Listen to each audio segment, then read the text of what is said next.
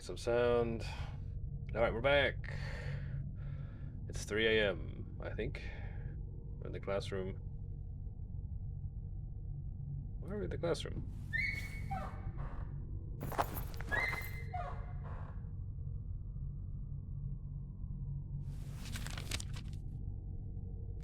Exploring the third floor. 4 a.m. Oh. It didn't save?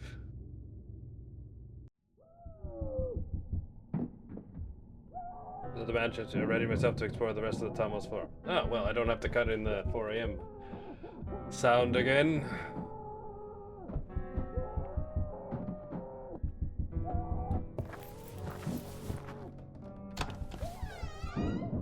Ooh, an occult. Scent of rare incense or perhaps something old and arcane almost made me stop in my tracks. Every corner of this hidden room seemed to hint at ancient secrets, but foreboding revelations await inside. I finally found the candles, Jerry.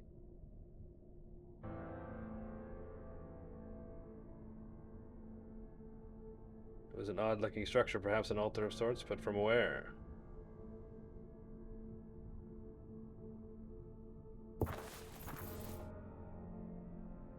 A paintbrush, possibly used to paint that large symbol.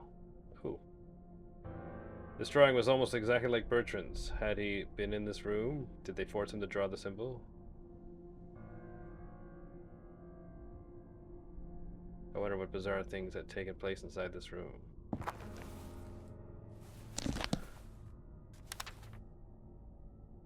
I feel nearly drunk at the prospect of harnessing all that power. We can't stop until those mysteries have been fully unraveled. I'm ready to exhaust all my resources, sacrifice anything and anyone until our goals are met. This is greater than mankind itself, even greater than me. This is the right symbol, I know it. The next step is to translate the logograms, which won't be an easy task considering the poor state of the stone slabs. So many millennia, epochs of abandonment. But how? This finding predates any recorded history of scientific research. There's no written account of the servants anywhere else. Servants? I'm not even sure that's the proper translation. We are completely on our own. It's imperative that we focus on the task at hand and make no compromises if we're to succeed. We may well be the first civilized and sane human beings to ever gaze into the innards of this mountain.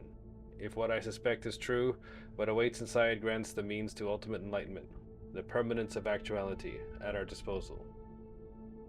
Servants is far from an accurate word, but there's no better way to describe them with the meager information we found. Contrary to other ancient tribes, chief among them the so-called Dalmar, who at least had a sense of purpose in keeping a vicious god at bay, the servants sought to commune with a benign, malignant entity. I wouldn't call this a god, per se, but rather a way to exist. The servants sensed, as much as their primitive nature permitted, the formidable but alluring power of the entity. To achieve this communion, these earliest beings would make use of psychoactive substances, or entheogens, as they referred to in recent times, to reach the state of genestai, the true meaning of existence. Don't know if I pronounced that right. Consider the implications of this fact. Sentient beings that existed long before any hint of our recorded history or even any form of religion had already embarked on the greatest quest of all entheos, the divine within, and it could be right here beneath us. Examples of entheogens include ayahuasca, peyote, and psilocybin. It seems, as far as I can surmise, that the servants required some sort of mind shield to face the abstruse presence of the entity. This corroborates the other findings, yet I can't synthesize the prehistoric entheogens exploited by the servants. We lack that information. However, shielding your mind is the key, then perhaps. The best word I found to describe the entity is balote. Granted, there's likely a better term for it, but I'm unable to make sense out of every glyph. The servants have thought so little of themselves in the close presence of Falote that they fail to name their race in any way. It's the supreme surrender of will, the epitome of self-hatred and shameful submission under the influence of a foreign power. Imagine for a moment the fate reserved for a culture of people that would surrender themselves at the behest of a preternatural being whose concerns were far detached from their own. But luckily, nothing of the sort ever happened. Whatever substances the primitive servants used, They didn't succeed in merging with this otherworldly visitor. The entire course of our history could have been so different had an inferior mind communed. And so Falote still waits, forbearing as ever. Falote is wise, an entity enlightened far beyond our human condition, and also infinitely patient. He remains rooted within the bowels of our earth until the right vessel comes, and he is willing to wait another insurmountable passage of time until that happens, and he finally breaks free to traverse the geometry of our world. Time has no meaning to him. Of course, a lower prehistoric species couldn't have tamed this illimitable power, but I have other means. Who is in control? That's the key. We naively think that we are in command of our lives, but the fabric of our modern society shapes our fate by means of overwhelming information. Our minds begin to malfunction, and thus we surrender to the unbearable noise sucking away our vitality, a dissonance perceived even on the mere page of a newspaper. Falote also makes use of noise, but it's a different kind of disturbance. He delves deeper into your mind. Something, an interference, perhaps even a physical change, manifests when you face the horror. And yet, there is a distinct possibility that we can tame this power. A nascent theory provides hope. The configuration of our brains is still crude. Much as I'd like to believe my genes are more sophisticated than the Boris servants, not enough time has transpired to provide our brain cells the ability to grasp the essence of reality. We're still only able to process 3 dimensions. However, Falote operates in another geometry of existence. Its visual information is too much for our minds to absorb, yet the only way to commune with this entity is to endure his presence.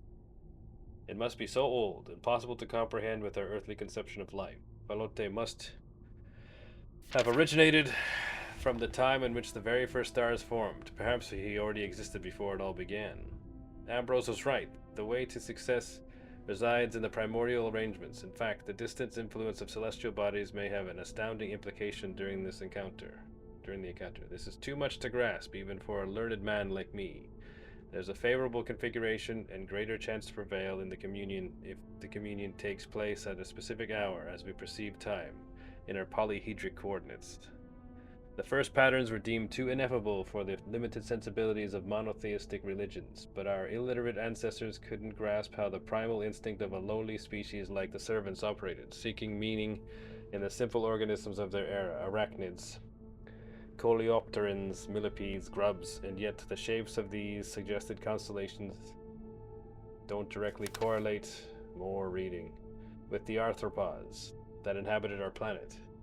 They are grotesque caricatures of otherwise familiar outlines, as if some vital feature of their true physical forms couldn't be conveyed on the flat surface of these slabs. Regrettably, we don't have enough time to construct an astrolabe, and so we'll have to operate with the spare details we have available. I'm in shock. The symbol itself acts like a piece of the chart. When the position is correct, it provides the zenith of the equation. It's inconceivable that the servants themselves figured this out. So the symbol must be the vestige of some elemental language designed with a baffling purpose that our spatially impaired capabilities can't hope to decipher. The only way is to realize the encounter. This vermicular shape. I've seen it before. Vermicular. Worm-like. Yes, vermicelli means worms. Alright, there's a question mark going into the thing. Oh, that was a thing I think it's still me. Dropped in the thing. Yes, okay, constellations. There's also a book over here.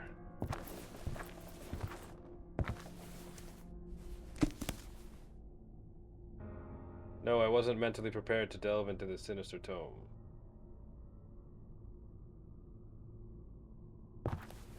Okay. Finally found the candles, Jerry. Is this some kind of Jerry Seinfeld joke?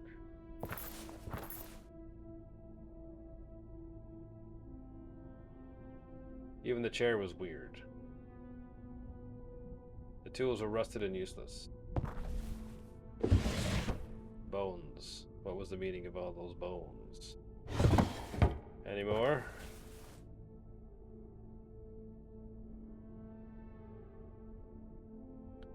Where else can I go? I wonder what the bizarre things taking place inside this room. Yeah. So this book. Can I find the greenhouse somewhere?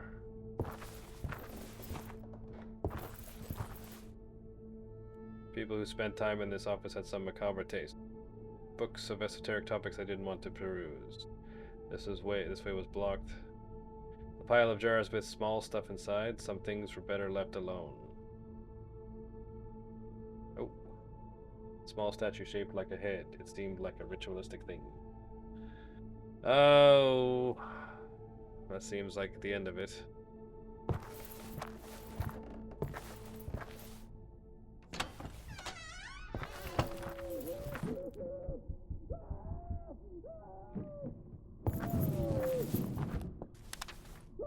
That was the newspaper I found.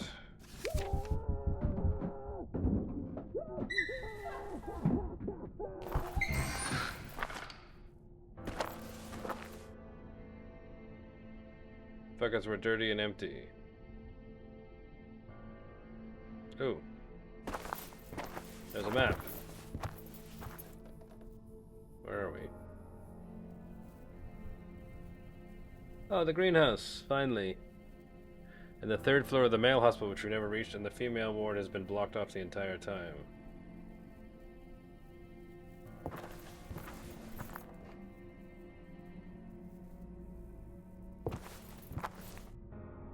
Finally go back to the basement.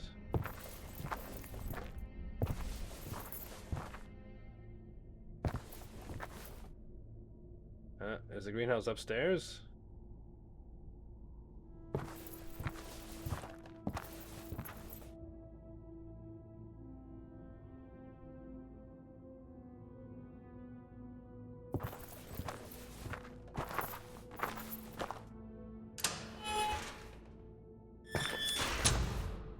This is the greenhouse. Nothing of note. Where's the valve?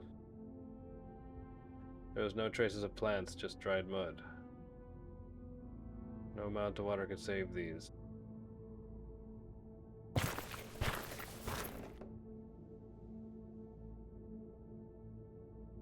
were no traces of plants, just dried. Oh, here it is, yay!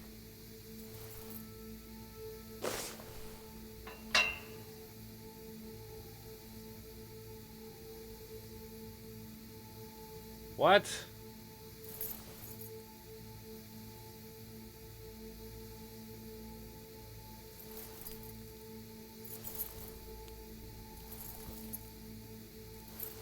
All I have are keys. There's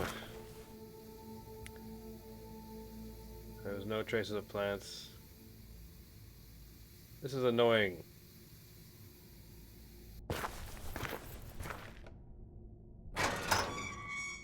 I can go on the balcony.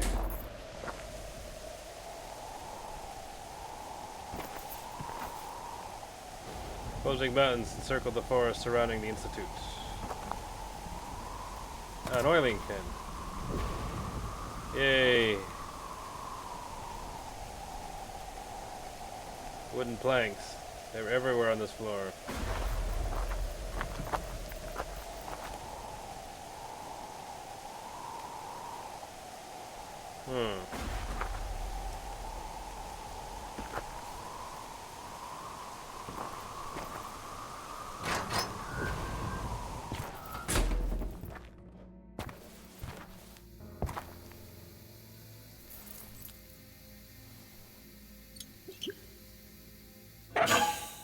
Finally.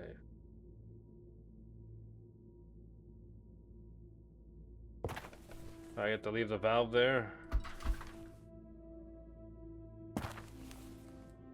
Can't take it with me? Great. Alright, I guess it's done. Alright, so that's done. I can go to the basement and get the thing in the septic tank. Did I miss any doors here? Oh, this is where I came up, and there's two ways around.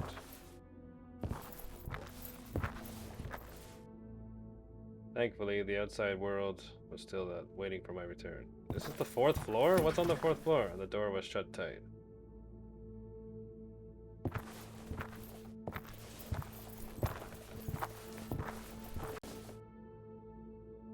I walked by it? I walked by it.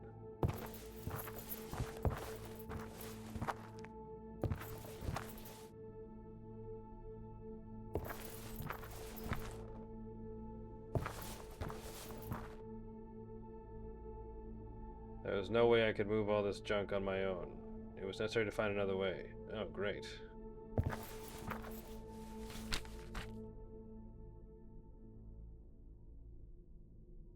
Task.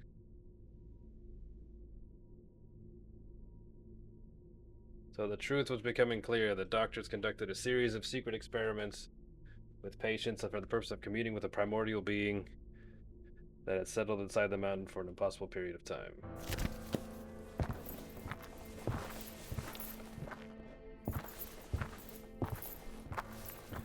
So we're not making it to the 3rd floor.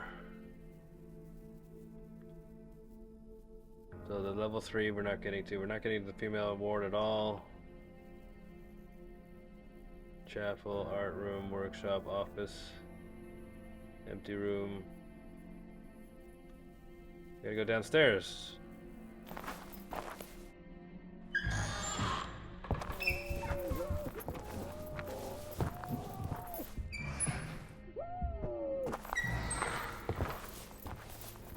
Someone found number 9. I looked in these rooms, right? Wonder if number 9 is just staring me in the face. Like, I didn't find anything in these rooms.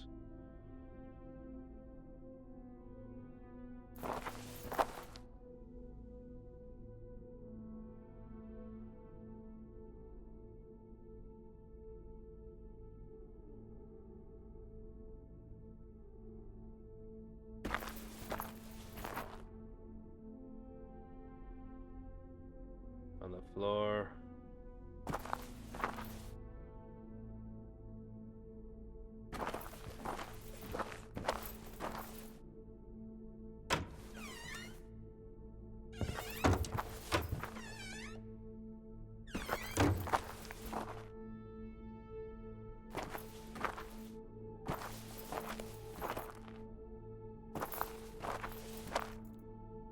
Ooh. Oh, I remember that. An old clay bowl. This room is so bright.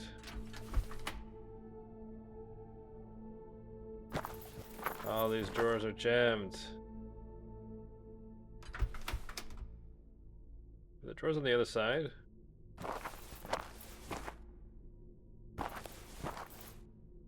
There were, but they're all messed up. Yeah. Alright, let's just go down to the septic tank.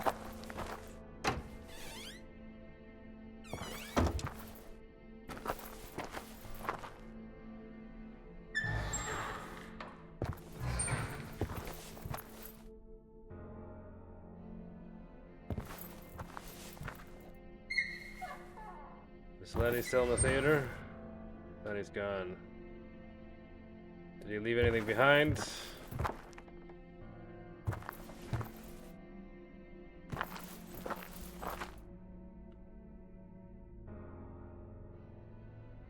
No.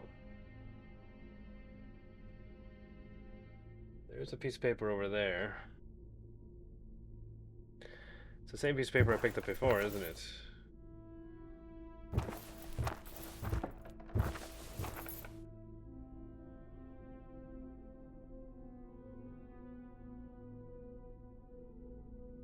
Oh well, I'm gonna be thorough. Go check it out.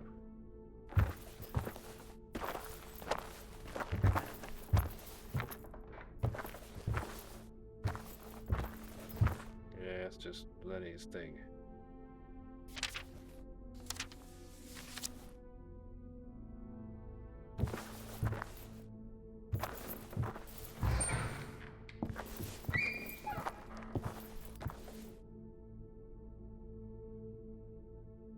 Oh, there was a map down here. I missed it. Nothing on the floor. Alright.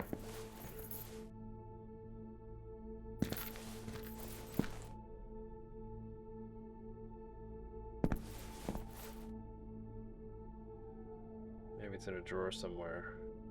I can go all the way down from here.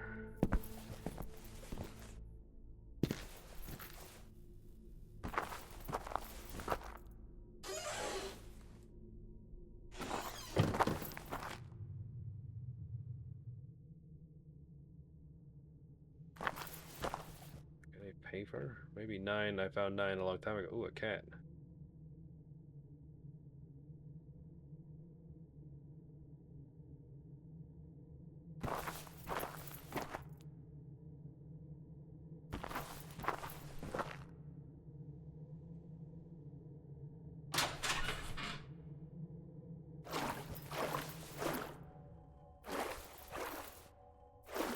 Let's go around. Is this the artifact?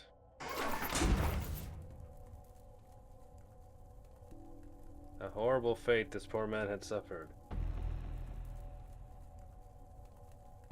Ah, this is the septic tank. The boiler room upstairs invaded the septic tank. Is this Crawford? I might be Hawthorne. There's the item. I grabbed the curious artifact. A sense of impending doom assaulted me. 5 a.m.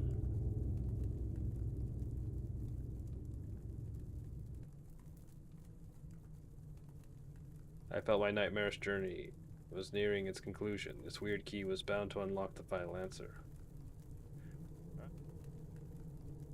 And we're gonna find out where my bizarre quest seemed to direct me towards the basement of the institute. I was supposed to find it. Oh, I have oil now. I can maybe grease the wheels.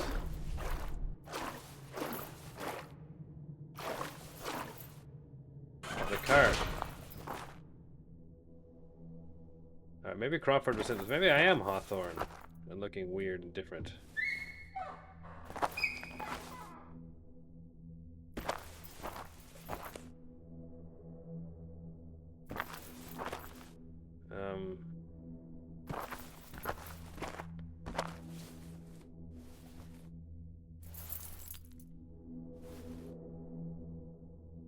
No.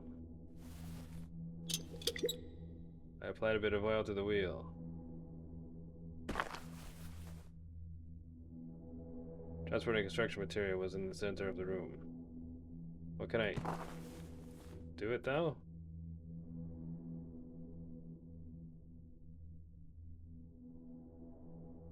Oh, I have to do both wheels? Be enough, okay.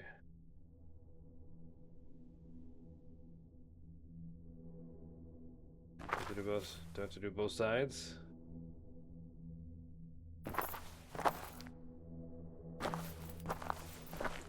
I do.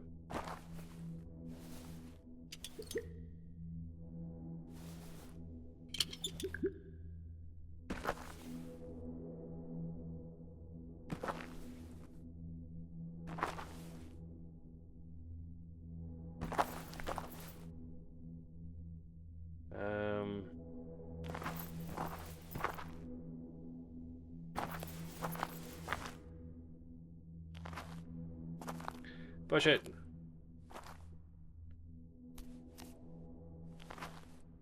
Push it real good.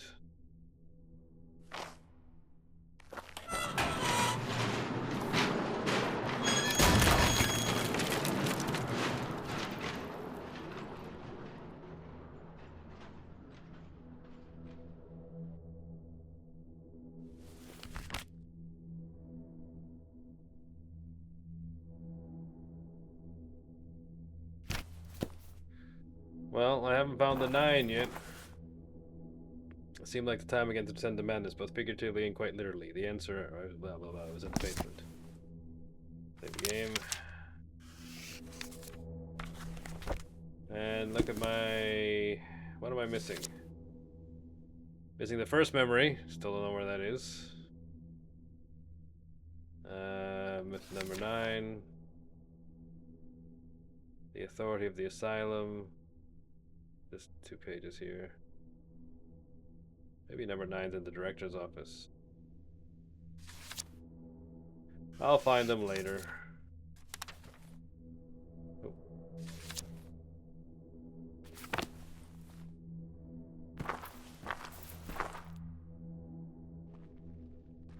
Oh. Who's that? Is it Lenny again? Looks like it. How did he get through?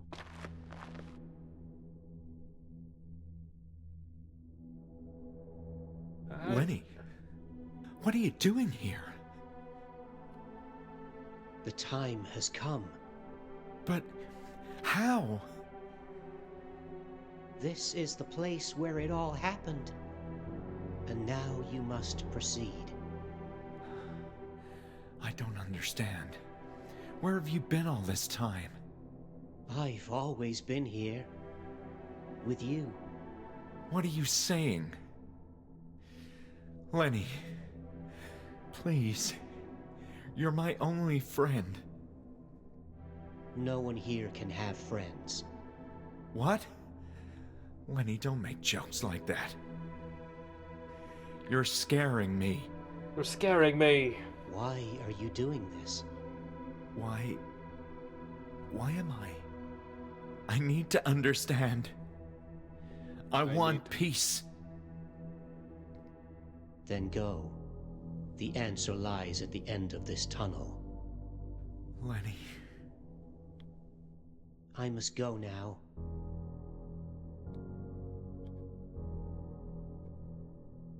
Oh. Alice, I'm leaving behind this hasty note in the event you could follow in my footsteps. The situation upstairs is untenable, and may have reached a point of no return with that revolting scene in the female wing. They couldn't handle it, Ellis. Their minds are too feeble, but they served our purpose, and I have enough details now to understand what lies inside the cave. This is the second incursion of authorities into the premises, and we won't get away with things so easily this time. My own actions have raised suspicion, putting me under close scrutiny. And there's a thorough investigation. They'll ask more questions, and we can't afford to lose control of our discovery. Never. This is the end of the Institute, so I've made my decision. I'm going in. We've wasted too much valuable time assessing the risks, when we both know that no civilized human being has ever attempted this. Risks, bah. Even between facing the authorities and concluding an encounter postponed by unfathomable eons, the outcome which is unknown, I choose to feast my eyes upon the enrapturing radiance of Falote. It's ours, we've earned it, remember that. Should the worst case scenario present itself after this irrational adventure, I leave my last revelatory finding on these papers. The tumor, it's a mechanism, Alice. The tumor acts as a sort of fail-safe device. Falote, in his endless wisdom, honed through vast passages of time that our pathetic minds couldn't grasp, understood the risks of taking control of an inferior organism. What lies beyond the cave? Is the vessel being threatened in some way? How can we know if the organism will survive? So the entity only goes so far in the reconfiguration of foreign tissue. He leaves only a part of himself as a test, or maybe some kind of probe, which our biology develops as a tumor. This is the abnormal growth that we observed in the patients. Ironically, it was him observing us the entire time. And that, Ellis, is our biggest mistake. Yes, the patients relayed critical visual information to us, but the entity sensed the threat. We may be among the elite of our peers, but in the presence of Falote, we are an arrogant and stupid creatures. I still have to decrypt the significance of the visions, but I believe they represent beacons. This is the part I couldn't properly translate. They are somehow part of the failsafe system. Wait. What I do know is that he wants to leave, patiently waiting until an ambitious but strong soul faces him and successfully withstands his powerful gaze. Whoever is chosen will not only participate in a cosmic symbiosis our earthly religions could only dream of, but gain an epical power transcending our human condition. I should be able to tolerate his sight if my suspicions are correct, Ellis. Not even our wildest theories could have prepared us for him. I may not be in control of myself after I enter that chamber. Take all necessary precautions to ensure that our discovery remains safe. No one can proceed beyond this point but me. Well, according to the newspaper, he comes out later, right? Alright.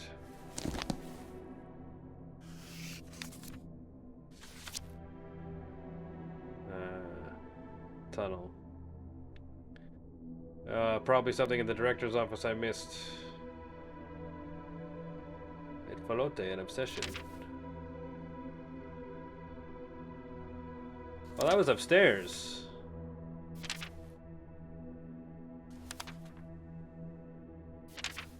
Well, there was the book I wasn't allowed to read. Maybe I go thereafter?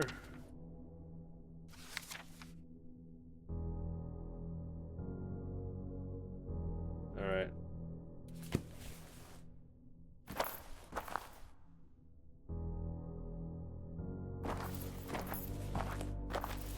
Am I Hawthorne? The dead body must have been Crawford.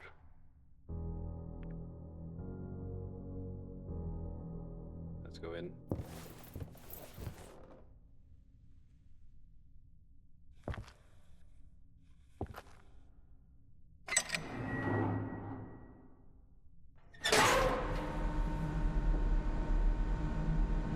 But how was Lenny in here when the door was blocked?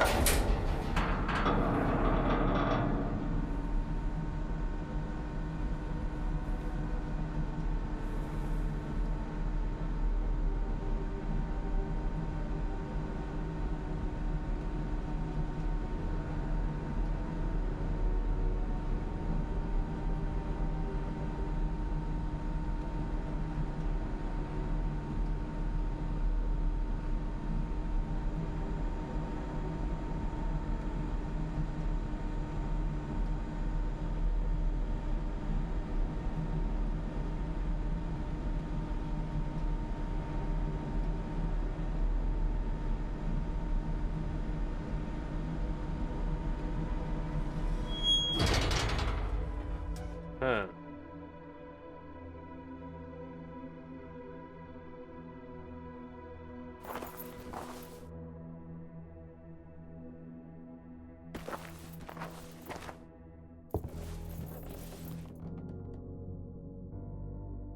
It's hard to see.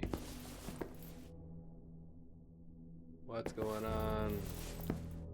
Oh, there's that altar thing again.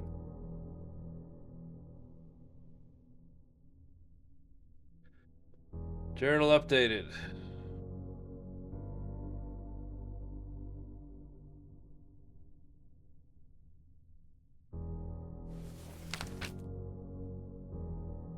Oh.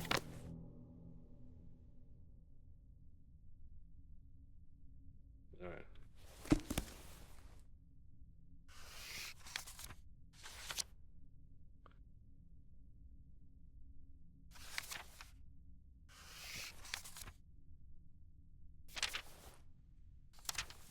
I'm only missing two things. Well, three things. A memory, number 9.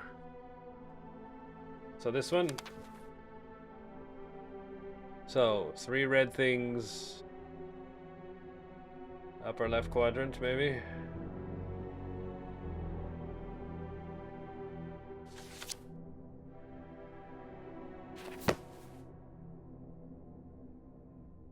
Up here.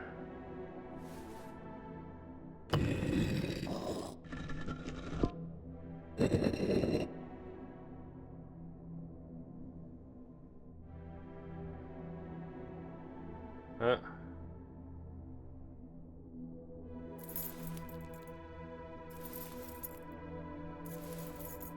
What do we do now?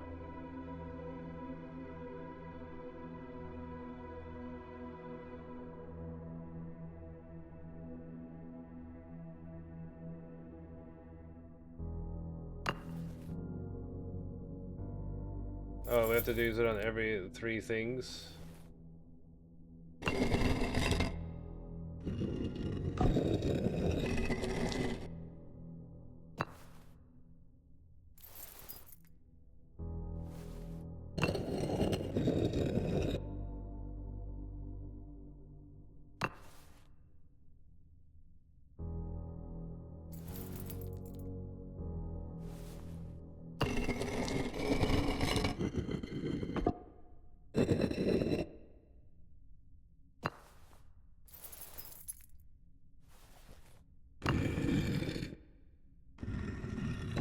I don't know what's going on.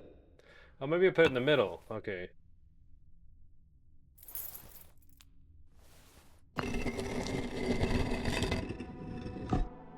Okay.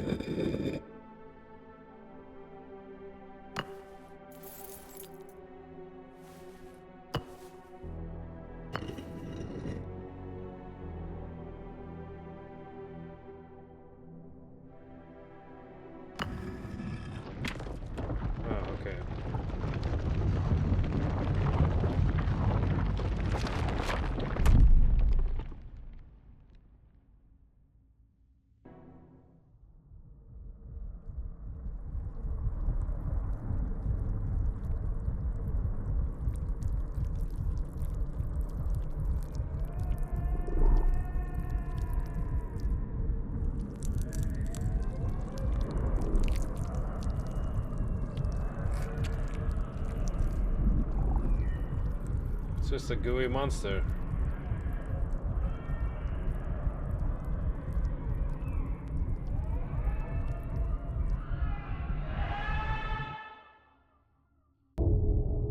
It's 6 a.m.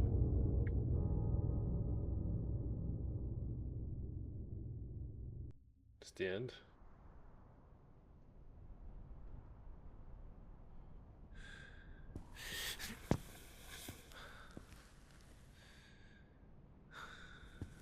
Can I read the book upstairs now?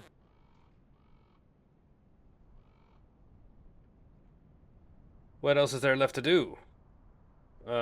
Maybe the game is just about to end? What do I should do? Leave the institute. Alright. Maybe the game's just gonna end. Save the game quickly. Down here.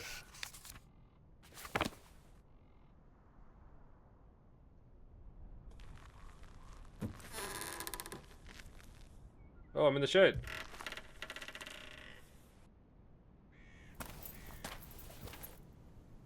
It's sunny out.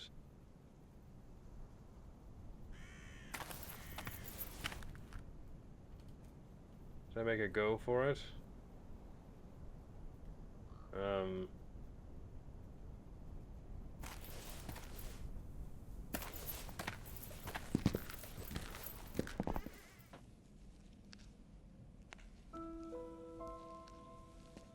It's Julia. Did you find what you were looking for?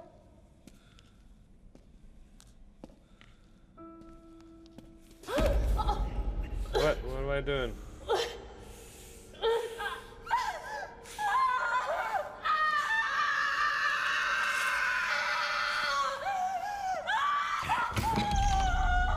Okay.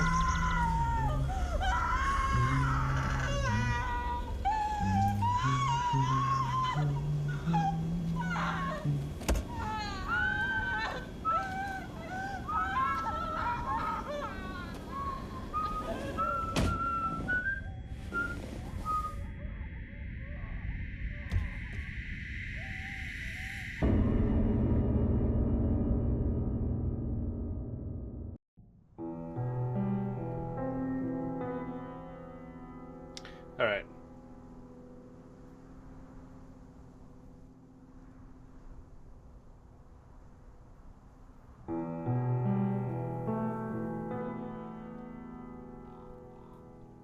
Where were those missing pieces?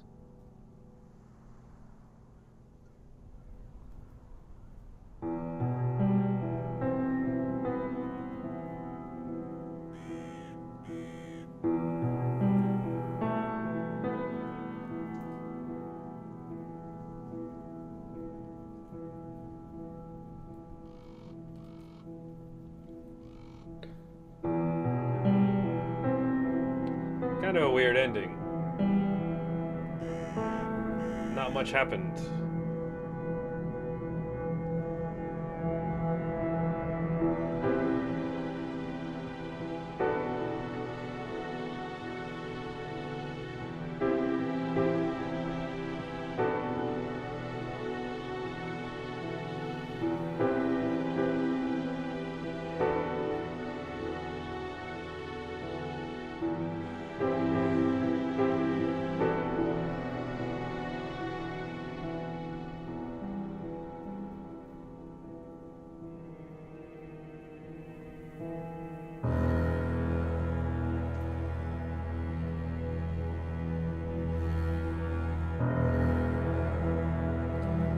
Look at all these credits. Kickstarter people.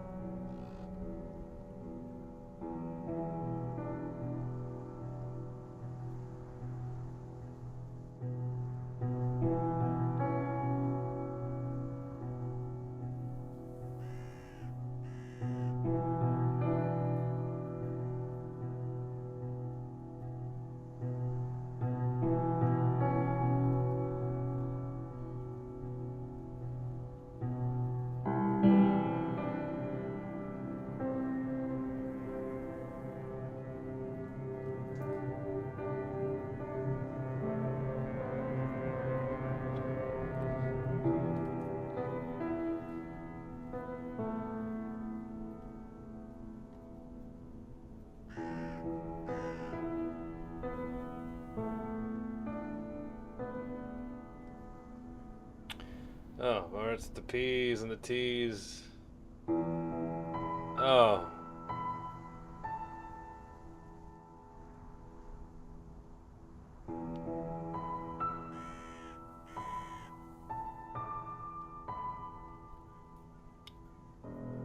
Repied. Got some X's finally.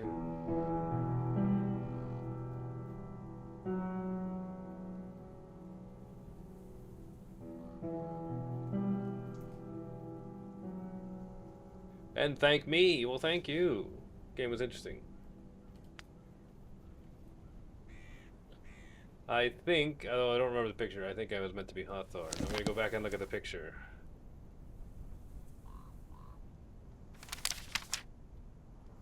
It was in the shed. Yes. Well, that's the Asylum. If you like what you see, please like and subscribe, and I'll see you in the next game.